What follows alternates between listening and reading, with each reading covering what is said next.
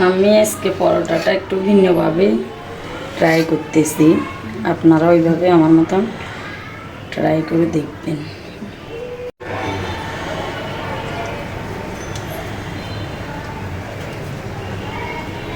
আমি পরোটাটা কিভাবে ভাজ দিচ্ছি সেটা একটু লক্ষ্য করে দেখবেন।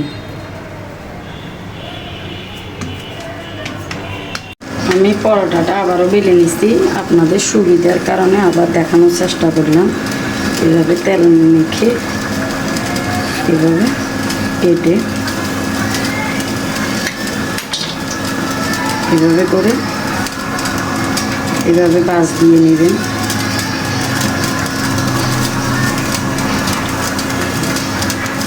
আমি সবগুলো পরোটা এইভাবে দেয়া করে নিয়েছি, এখন বেলে নেব।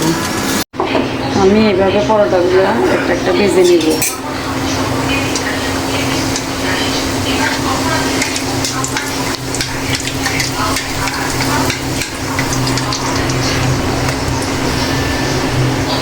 মাশাআল্লাহ সবগুলো পরোটা ফুলকো ফুলকো হয়েছে। আমি সব মশলা দিয়ে হাতে মাখিয়ে রান্না করতেছি। পেঁয়াজ বাটা, আদা বাটা, রসুন বাটা, একদম মরিচের গুঁড়ো সব মশলা দিয়ে এখানে দেশি মুরগি দিয়ে আলু দিয়ে রান্না করব। আমার মাংসর মশলাগুলো কষানি হয়েছে। আজকে কোনো এটা রেসিপি না, এটা এমনি আপনাদের সাথে করতেছি, রান্না করতেছি, এটা শেয়ার করতেছি। এটা কোনো রেসিপি না। আমার মাংসটা কষানি হয়ে গেছে, কষানির উপরে আমি রান্না করি ফেলবো আজকে, কোনো জল দিতাম না। মুরগির মাংসটা হয়ে গেছে। এখানে আবার কিছু গরুর মাংস চিকন চিকন করে পলি বোনা করছি। আর যে বাসাতে বুঝছেন না, বাইর বউ আছে, মা আছে, বাই আছে, তো কি রান দিয়ে কোথায় আসবেন না বাইয়ারা আপুরা ওই হুনি দিয়ে রে আলু দি করলা দি ভেন্ডি কোকা দি রান দিয়ে আনারা কম দেশে কি কম কমেন্ট করে জানাবেন। বাজি করি লইয়ে রেডে ইলিশ মাছ দি ওয়া দি এন্ডেলাই পেঁয়াজ রোন এগিন কষানি হয়েছে।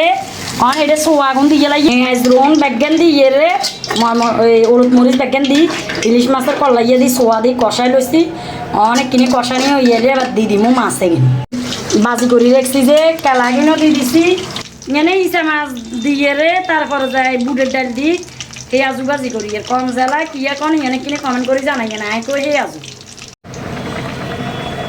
সোয়া টোয়া কষানি হয়ে গেছে। অন মাছ এগিন দি দিয়ে ইলিশ মাছ সোয়া দি ইলিশ মাছ দি রাম দিয়ে লাইছি।